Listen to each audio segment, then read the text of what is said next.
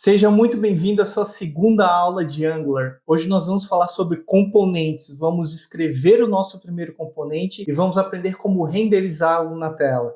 Então, bora para o código. Eu estou com o meu Visual Studio Code aberto aqui, com o nosso projeto que nós criamos lá na primeira aula. Se você não viu a primeira aula, vai na playlist, vai estar no card em algum lugar na descrição do vídeo e assista a primeira aula. Lá nós criamos o projeto e nós instalamos as ferramentas. Bom, dito isso, vamos falar agora um pouquinho do que é um componente. Um componente no Angular é algo primordial para a aplicação. Na verdade, o Angular é feito sobre componentes. Imagine o componente como um pedaço de código reutilizável. Ele pode conter comportamentos, variáveis, ele pode conter o seu próprio CSS, sua própria estilização.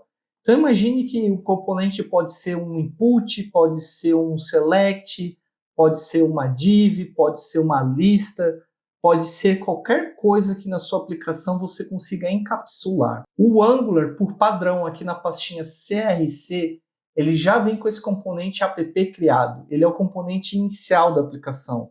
É onde o Angular vai inicializar essa aplicação. Então, basicamente, no Angular, um componente ele é composto por 4 arquivos. O .css, o .html, o .spec.ts e o .ts. O arquivo .css é onde nós vamos adicionar os nossos estilos, os nossos códigos CSS. Então, vamos dizer que para cada componente você vai ter um CSS, que o CSS escrito aqui vai se aplicar apenas para aquele componente. O .html é onde a gente vai escrever nosso HTML. O Angular aqui já trouxe algumas coisas. Nós vamos simplesmente limpar isso daqui depois para entender como funciona. O .spec.ts é onde a gente escreve nossos testes unitários. Nós não vamos fazer isso aqui ainda. E o .ts é onde está toda a lógica do componente Angular. Você pode estar se perguntando, mas não é um framework JavaScript? Por que tem .ts e não .js? Porque o Angular utiliza o TypeScript, que é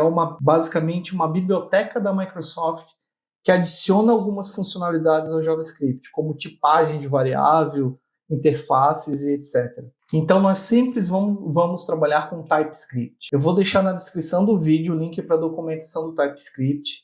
É bom que você, em paralelo, estude TypeScript, porque isso vai te ajudar muito.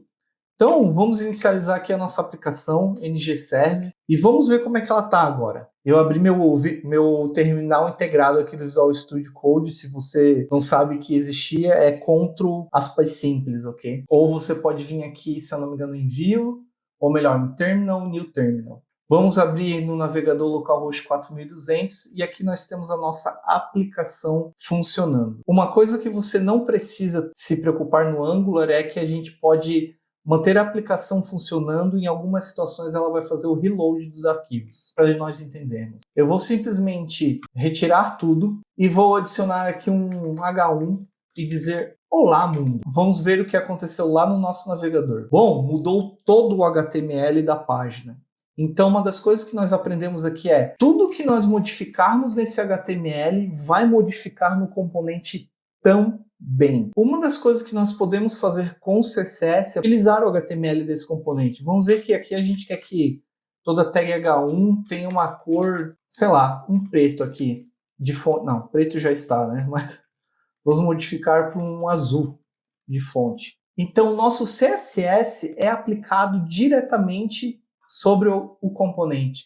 Então, se nós virmos aqui, o Angular adicionou uma classe que ele gerou dinamicamente em tempo de build, e como nós falamos que todo H1 deste componente deve ter a cor azul, o Angular já adicionou isso no nosso HTML. Agora nós vamos dar uma olhadinha no arquivo .ts, tá? O arquivo .ts é literalmente onde está o código de configuração desse componente, é onde nós vamos dizer para o Angular o que esse componente deve fazer, como ele deve fazer, como ele deve ser chamado, entre outras coisas.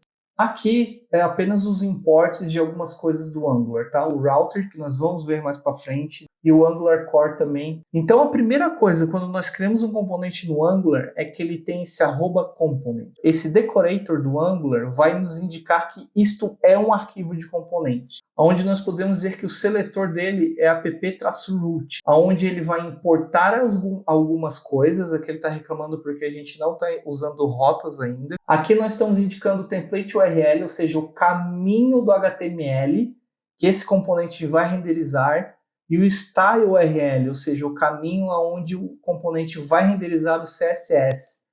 Então, por padrão, a gente deixa esses arquivos dentro da mesma pasta, mas você não precisa necessariamente. Você pode separar esses arquivos e adicionar o caminho aqui. E aqui é onde é a classe do componente, onde a gente vai digitar suas variáveis, seus atributos, seus métodos, suas funções. Então, dito isso, vamos aprender como que nós chamamos o componente. Então, assim, o Angular sabe que esse componente deve ser chamado para renderizar a aplicação.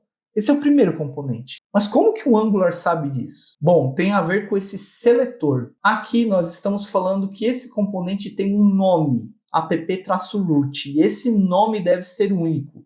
Você não deve ter outro componente na aplicação com os mesmos seletor. Então, se você criar 10 componentes, 20 componentes na aplicação Angular, você deve ter que cada um tenha o seu seletor. Aonde é que ele está sendo chamado? Lembra da primeira aula que nós falamos do conceito de SPA? Se você não lembra, volte lá. É onde vai ser renderizado apenas um HTML e depois dessa renderização, o JavaScript vai fazer toda a manipulação do HTML para nós.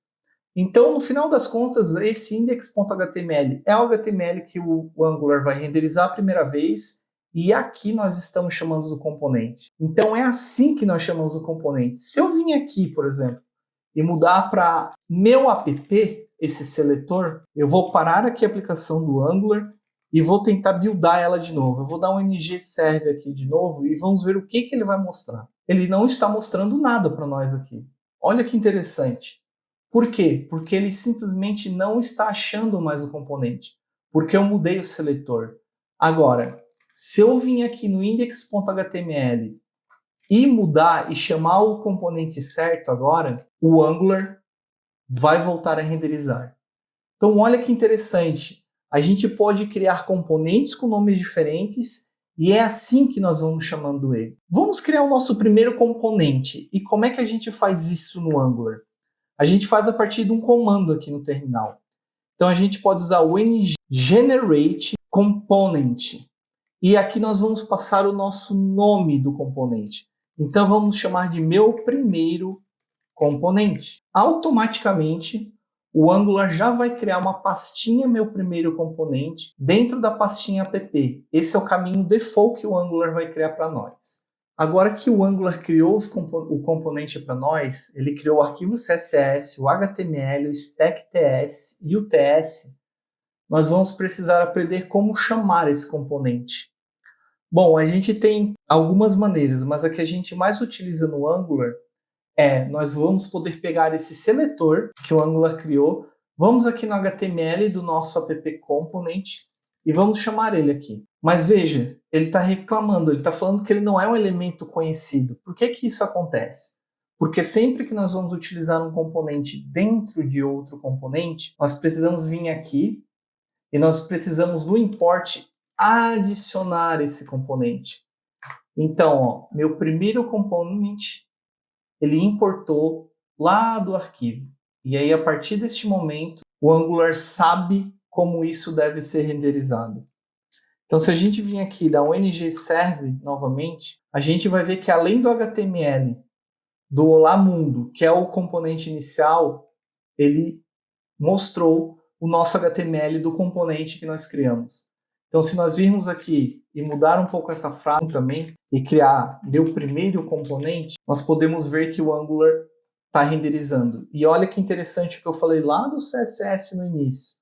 O CSS do componente, apesar disso daqui também ser o H1, não aplica para tudo. Não é global, é por componente. Então, eu poderia vir aqui no CSS e dizer que todo H1 dentro desse componente, a cor vai ser vermelha agora. Então, isso é muito interessante. Você pode brincar com o CSS da sua aplicação. Então, uma outra coisa que nós podemos fazer nós podemos ter várias instâncias de um componente na tela. Então você pode renderizar aqui 3 vezes o mesmo componente se você precisar. E é aqui que o Angular começa a brilhar. Pensa que você tem uma lista de clientes. E essa lista de clientes tem uma fotinho com o nome do cliente e o telefone dele embaixo. Você pode criar um componente que detém essas 3 informações e você pode renderizar ele 10, 20 vezes, quantas vezes você precisar. Na próxima aula, nós vamos começar a aprender como nós vamos criar variáveis e passar essa variável para a tela. Agora começa a ficar interessante a terceira aula. Um abraço, espero que tenha te ajudado. Não esqueça de compartilhar o vídeo, isso ajuda muito o canal a crescer e Deus te abençoe.